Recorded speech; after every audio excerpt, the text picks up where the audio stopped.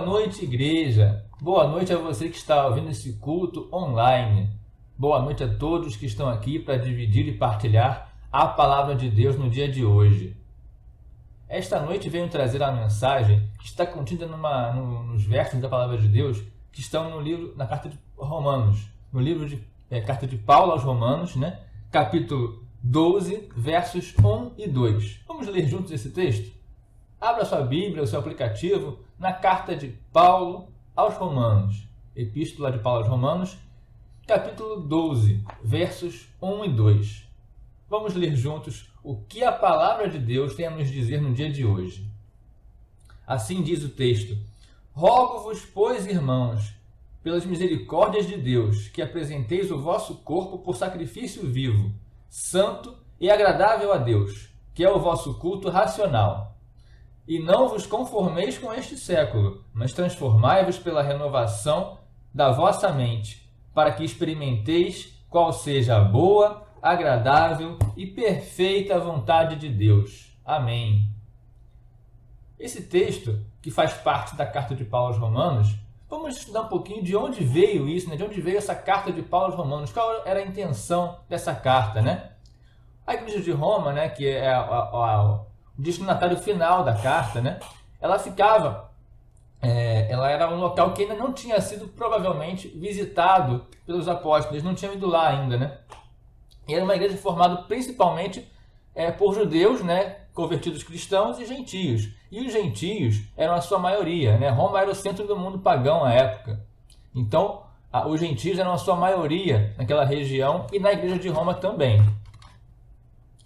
O que a gente pode entender por essa carta? Era uma igreja que tinha uma divisão, que tinha desavenças entre os judeus, os cristãos judeus e os cristãos gentios. E Paulo, ele desejava acabar com aquelas desavenças, acabar com aquela divisão, porque uma igreja dividida não ia fazer bem, era o corpo de Cristo não pode ser dividido.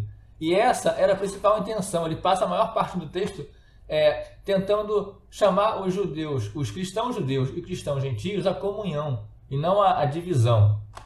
Essa era o contexto, de onde vem essa palavra, E o que nós temos aqui no texto, Cristãos judeus, e cristãos gentios, vivem segundo o mundo, conformados com este século. Qual era a questão principal aí nesse texto, que a gente pode ver?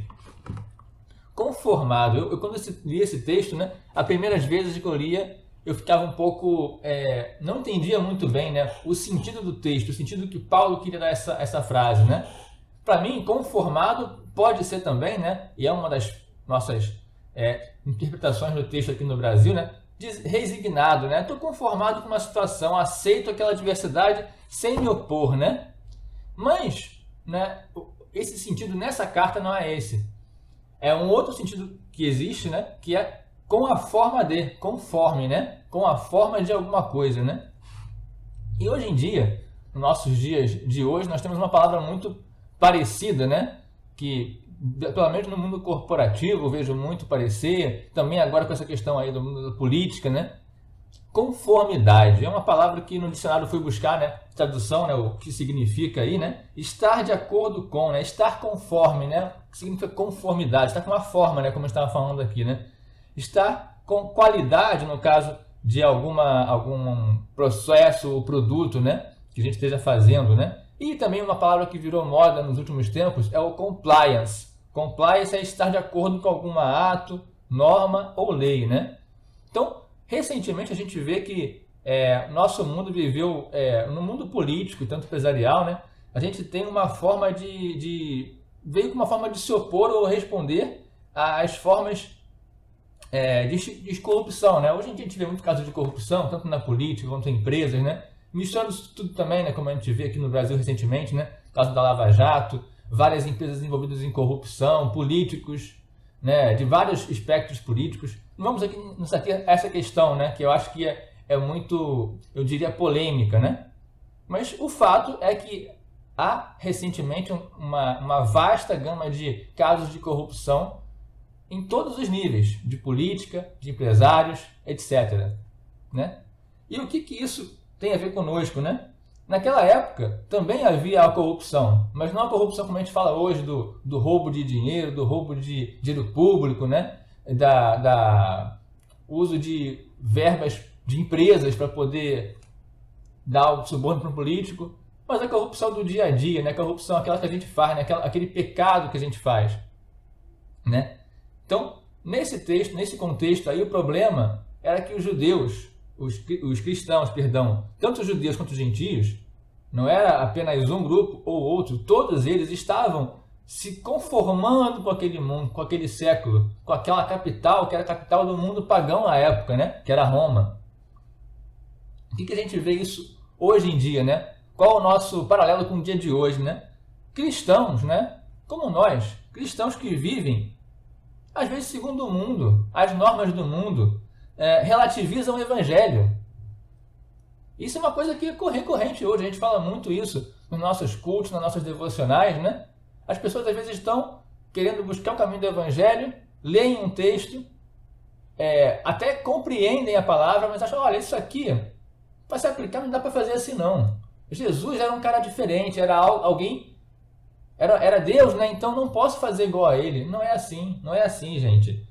Ou mesmo defendendo coisas ou práticas contrárias a Jesus. Jesus fala, né? Quando a gente fala da lei, né? Dos 10 mandamentos, não matarás. Jesus ainda complementa, aquele que pensar mal do seu irmão, aquele que falar mal do seu irmão, né? Que pensar em pensamento já está matando o irmão. Aquele que adulterar em pensamento já pecou. Como é que pode isso? A pessoa lê o texto, lê as leis, lê Jesus, né, que ele explica, ele é o cumprimento da lei, e faz coisas contrárias à lei de Deus. Isso a gente não pode entender, mas é o que nós fazemos, não é um grupo de pessoas. Todos nós, irmãos, todos nós somos pecadores e às vezes fazemos isso. E tomam a forma deste século. A forma deste século é essa, fazer o que dá na telha, fazer o que a gente quer, né? E se você está fazendo algo e a palavra de Deus fala algo contrário ao que você está fazendo, você fala assim, não, tudo bem, a Bíblia fala isso, mas eu aplico de outra forma, eu aplico desta forma. Não é para ser assim não, gente. A gente tem que tentar seguir, né, a palavra de Deus, não é como uma regra, como uma risca, mas como Jesus fala, em amor. O centro da lei, das profecias, dos profetas, a palavra de Deus, né, de Jesus, é o amor. Então, se não tiver coabunando com esse amor, amor a Deus, amor ao próximo e amor a si mesmo, não tem jeito, né? E o que a gente tem aqui, o que eu peço para vocês não confundirem, né? Estar no mundo, né? Com andar conforme o mundo, né? Vamos ler um texto aqui do Evangelho de Mateus, que é a passagem que Jesus fala com os pecadores, né? Eu não vou ler para vocês aqui não, o texto ele é bem, não é muito grande, né? Mas ele pode nos dar uma outra a entender. É Mateus 9, vamos ler Mateus 9, de 10 a 13, tá? Esse é o texto, né? Que Jesus come com os pecadores, né? Só para fazer um resumo aqui, né? Ele foi criticado, né? Jesus foi criticado pelos fariseus. Mas ele tinha um propósito, né? Os fariseus falavam, olha, você está andando com esses pecadores, com os publicanos, né? Que eram, até uma separação que ele faz no texto, né? Com publicanos e pecadores. Como se publicano, né? Aquela pessoa que coletava os impostos dos judeus para os romanos, né? Que também era um judeu, geralmente, né? Como era Mateus. Ele era uma classe exclusiva de pecadores. É o cara que pecava mais, né? O cara que era do próprio povo judeu e servia aos romanos para pegar o dinheiro dos judeus. Era como se ele fosse o pecador mor, como se houvesse um pecado maior ou menor. E em Jesus não tem isso. Ele comia com os publicanos, com os pecadores, né? Mas ele tinha um propósito. Jesus não andava com as pessoas do mundo simplesmente para estar no mundo, para estar com eles. Ele vinha chamá-los ao arrependimento. Ele fala aqui no texto, né? Misericórdia quero e não holocausto, pois não vim chamar justos, e sim pecadores, ao arrependimento. No verso 13 de Mateus 9. É assim que Jesus conclui esta passagem. Ele fala o seguinte, eu vim falar com os pecadores, não para me conformar com os pecadores, me conformar com este mundo, com este século. eu vim estar aqui com os pecadores para chamá-los ao arrependimento. E eu fico pensando, se todos, né, agora, hoje em dia, todos os seres humanos são pecadores, e na época também, por que Jesus, né, ele andava com os publicanos, com as meretrizes, com os ladrões, e não andava com os fariseus, se estes também eram pecadores? Será que o coração deles estava mais duro do que os demais? Será que eles se viam como pecadores, né? Será que os fariseus entendiam que eles também eram pecadores, que eram chamados ao arrependimento, ou eles não? Achando que como fariseus, como homens que tinham essa função de ler a palavra de Deus, de estudar, eles eram superiores aos outros, né? Será que hoje nós nos colocamos perante Deus como os publicanos, como Mateus, né? Como os publicanos que estavam lá com Jesus, sendo chamados ao arrependimento, ou nós estamos nos colocando como fariseus, julgando as pessoas, julgando Jesus até, por estar com pecadores? Vamos refletir um pouco sobre isso. Será que o nosso dia a dia, nossa prática condiz com a palavra de Deus? Será que nós estamos realmente seguindo? Eu entendo, irmãos, que eu sou pecador. Eu acho que, não sei se muito mais do que os outros, porque eu não tenho como mensurar isso, né? Mas eu sei que eu peco muito. E todos os dias tenho que pedir perdão a Deus. Toda vez que eu vou lá me confessar, me ajoelhar a Deus, eu peço perdão. E não é pedir perdão como a gente pede, né? Como eu antigamente achava, né? Peço perdão a Deus por tudo que eu fiz. Não. Tem que enumerar os pecados. Tem que saber o que você peca. Tem que ter uma autocrítica, uma consciência do que você é, do seu pecado. E às vezes aquele pecado que a gente tem de estimação, né? A gente repete aquele pecado, faz de novo, mas poxa, é só um pecadinho, né? Pecadinho ou pecadão. Não tem jeito. Deus quer nos chamar ao arrependimento total, né? E como é que foi resolvido esse problema, né? Esse problema, essa divisão aí dos judeus, dos cristãos, perdão, judeus e gentios, né? Cristãos judeus, cristãos gentios, que estavam em dissensão, em discussão, e estavam, além disso, né? Por eles estarem em discussão, em dissensão, né? Estavam se conformando com esse século, brigando por coisas pequenas, brigando por saber quem era mais cristão, quem era menos cristão, quem era mais merecedor da graça de Deus por ser judeu, ou por ter uma linhagem, ou até por ser gentio, queria achar que era melhor do que os judeus que rejeitaram a Jesus. Como é que se resolveu isso, né? O primeiro versículo fala que é o seguinte, o primeiro versículo de Romanos, voltamos lá a Romanos, né? No texto base de hoje, né? Que Paulo fala, são duas frases bem curtas, mas que dizem tudo, né? Rogo-vos, pois, irmãos, pelas misericórdias de Deus, que apresenteis o vosso corpo por sacrifício vivo, santo e agradável a Deus, que é o vosso culto racional. Presta atenção, apresentar o vosso corpo como sacrifício vivo. Os judeus e várias outras religiões, né, como a gente fala, pagãs, né, vários outros cultos pagãos que haviam naquela época, faziam sacrifício de animais, até de pessoas mesmo, né, mas principalmente de animais, né, o cordeiro, né. E Jesus veio por nós, né, veio nos salvar, veio ser o sacrifício para a gente. Mas o que nós podemos fazer para Deus? Porque se Jesus se sacrificou por nós, nenhum animal que a gente matar hoje em dia, né, a gente não faz mais essa prática, mas tinha aquela prática de matar um cordeiro puro, né, imaculado, e aí ele ia ser morto para expiar nossos pecados. Como Jesus já fez isso por nós, o que nós podemos fazer como sacrifício? Que não seja matar animais, claro. Jesus já cumpriu essa palavra, já cumpriu essa promessa de Deus, né? O que a gente pode fazer para Deus, para Jesus, para nos redimirmos, digamos assim, né, dos nossos pecados? Além de a gente pedir perdão, como a gente pede, né? Sacrifício vivo, santo e agradável a Deus, que é o vosso culto racional. Eu vou ler rapidamente aqui a primeira carta de Pedro, capítulo 2, versículo 5. Primeira carta de Pedro, capítulo 2, versículo 5. Nós entendermos aqui. Também vós mesmos, como pedras que vivem, sois edificados casa espiritual para serdes sacerdócio santo, a fim de oferecerdes sacrifícios espirituais agradáveis a Deus por intermédio de Jesus Cristo.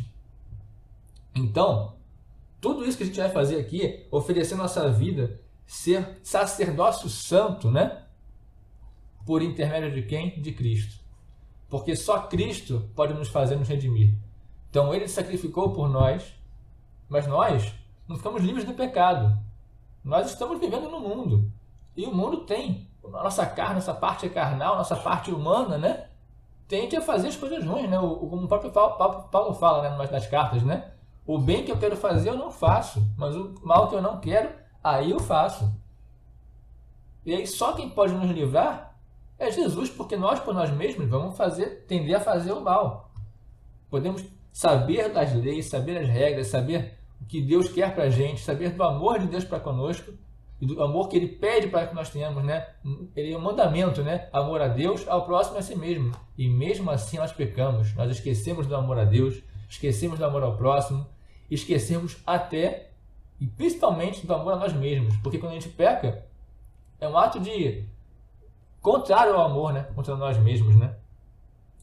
E aí, a questão é a seguinte, ser cristão é estar em culto o tempo todo. A gente está falando aqui do culto racional, não é apenas ir no domingo na igreja, ou durante a semana, todos os dias estar na igreja, orar a Deus, ler a palavra, ser edificado, ou edificar as pessoas, e acabou. É estar em culto o tempo todo, né? Estar o tempo todo em comunhão com Deus. Olha, irmãos, isso é difícil, porque a gente...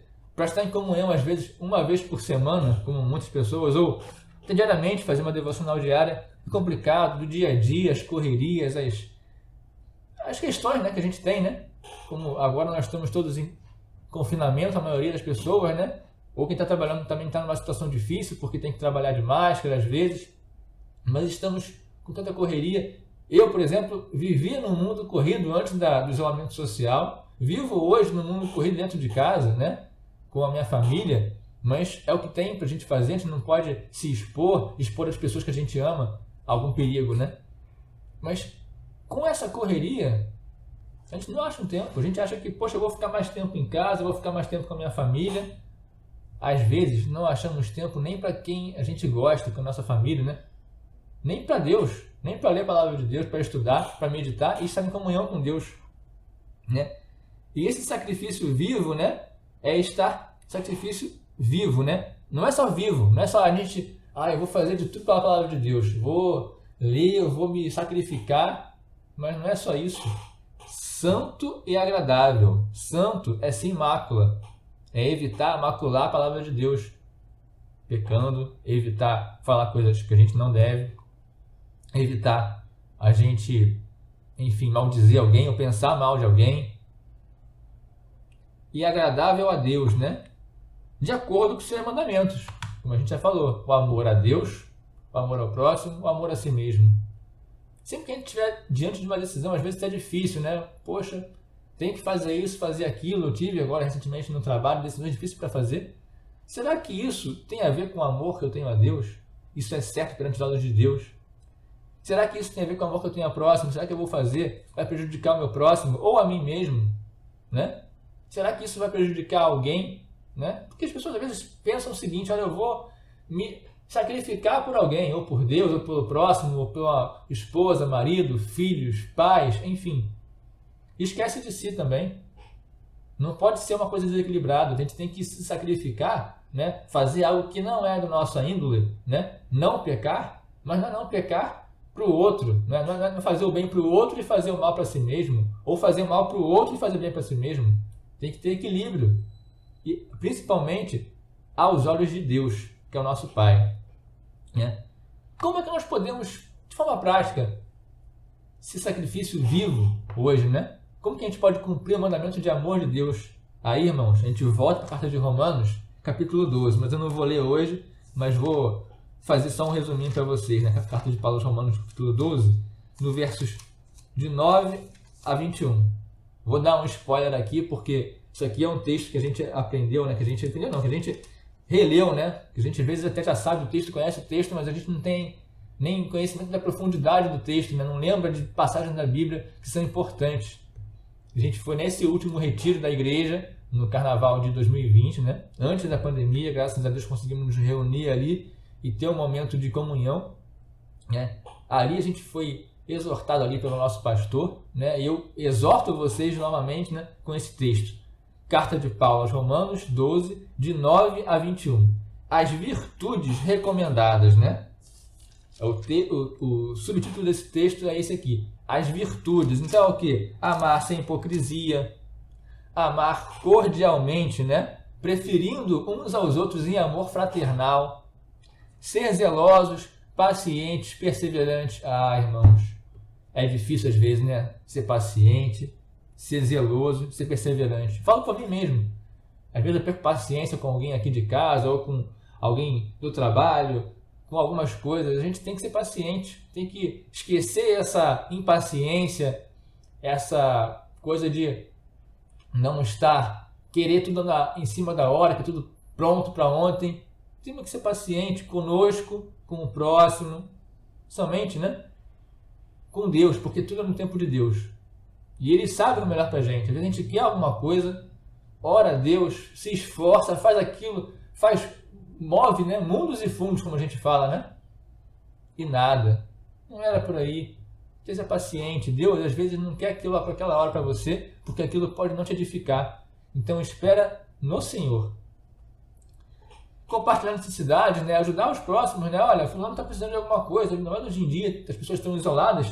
Temos que compartilhar uns com os outros. Hoje nós temos todos os tipos de mídias sociais que a gente pode ter, né? Particulares, como WhatsApp, Facebook, Twitter, tudo que você quiser ser. A gente pode ajudar uns aos outros, comunicar-se com os outros. Né? Tem telefone celular para quê? Tem, às vezes, computador, às vezes. Para quê? Para ficar só no seu mundinho? Não. Vamos nos doar para os outros também. Ver o que precisam nos abrigos, nas instituições de caridade. Vamos ajudar o próximo, né? Fazer ações de caridade. Né? Isso que a gente tem que fazer. É o que está no texto lá. Deus, né, através de Paulo, ele escreve essa carta aos Romanos, nos exortando a esse amor. Ele bota na prática o que nós temos que fazer. Abençoai os que vos perseguem, né? Ser hospitaleiros. E o principal de tudo, vencer o mal com o bem. É o que tem aqui no final daqui do texto, aqui no 21, né? Não te deixes vencer do mal, mas vence o mal com o bem. E às vezes, irmãos, é difícil, porque a gente tem alguma situação adversa. A gente toma, como a gente fala, né, uma paulada da vida, né? Vem uma coisa ruim, pá, a gente recebe um não, recebe uma notícia ruim, alguma coisa que nos deixa caído. E às vezes a gente pensa em devolver da mesma forma, né? Daquele mal vai um outro mal. Mas não. Deus, através do nosso apóstolo Paulo, aqui ele fala, ele nos exorta. Não te deixes vencer do mal, mas vence o mal com o bem. Paga o mal com o bem. E vê qual vai ser o retorno. Se a gente paga uma pessoa que nos trata mal com outro mal, vai ser aquele mal, aquela bola de neve de mal crescendo. Se a gente paga o mal com o bem, aquilo ali, ó, não tem jeito.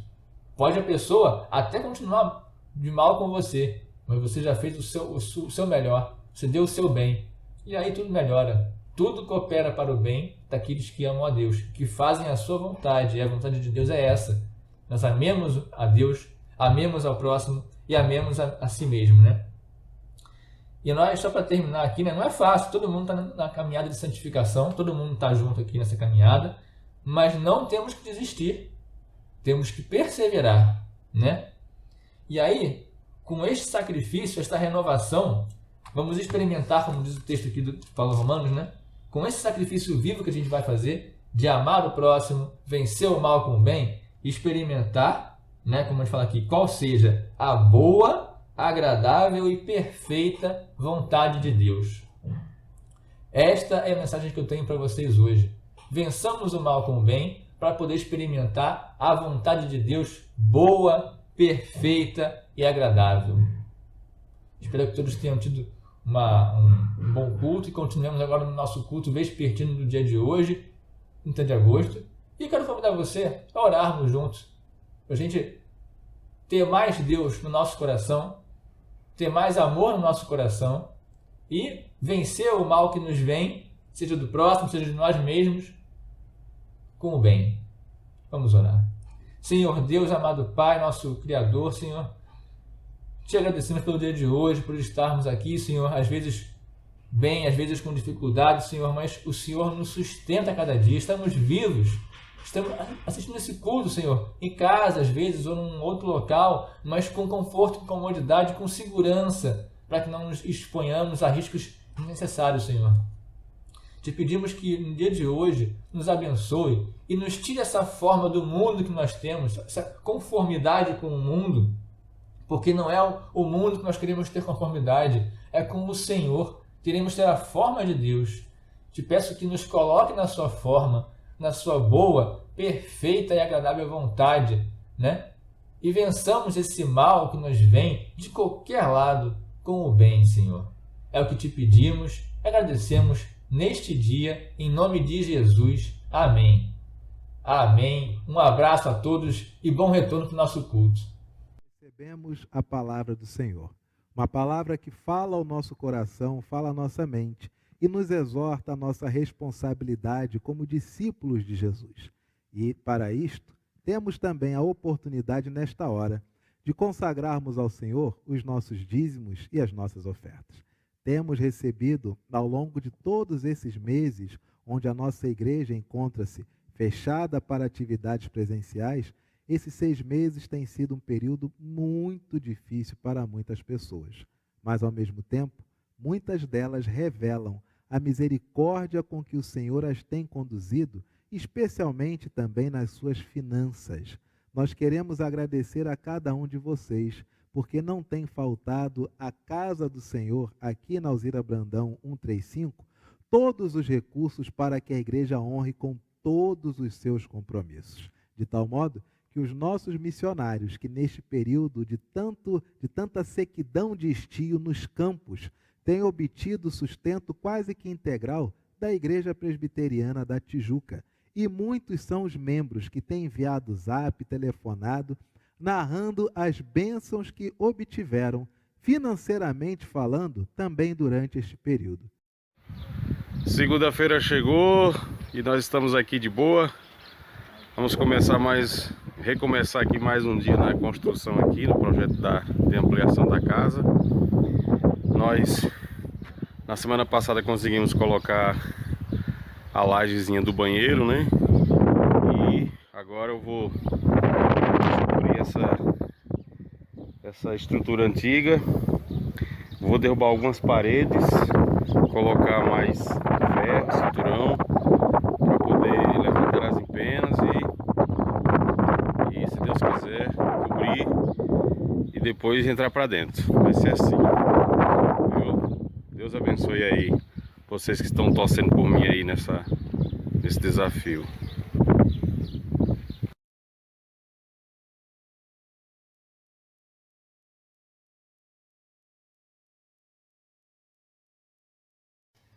Olá, então nós já descobrimos a parte aqui onde era a cozinha da casa.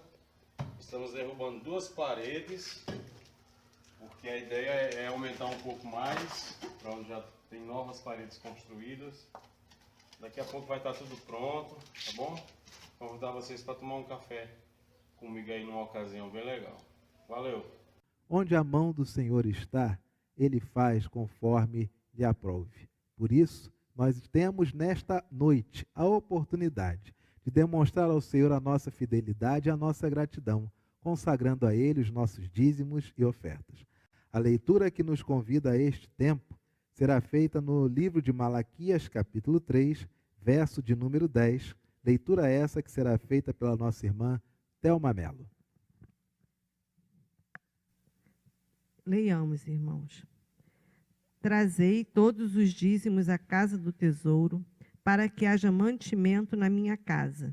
E provai-me nisto, diz o Senhor dos Exércitos, se eu não vos abrir as janelas do céu e não derramar sobre vós bênçãos sem medidas. Louvemos ao Senhor com o hino 317, do hinário Novo Cântico, Chamada. Para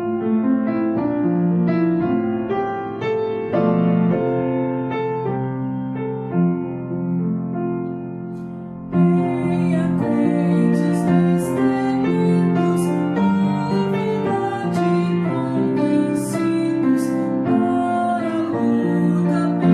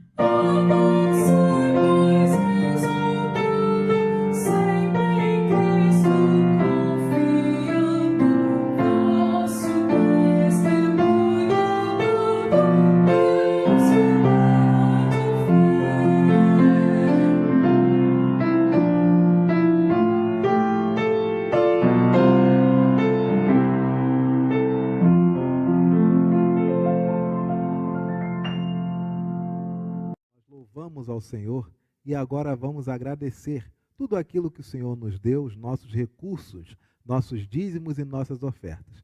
Lembremos-nos de orar pelo reverendo Adélcio e Nilza, que estão no campo de Nova Monte Verde, no Mato Grosso.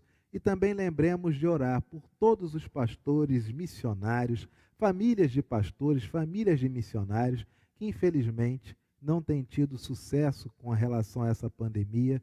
Tem pessoas que têm lutado pela sua saúde, pela vida, mas que infelizmente nesses últimos meses vieram a óbito.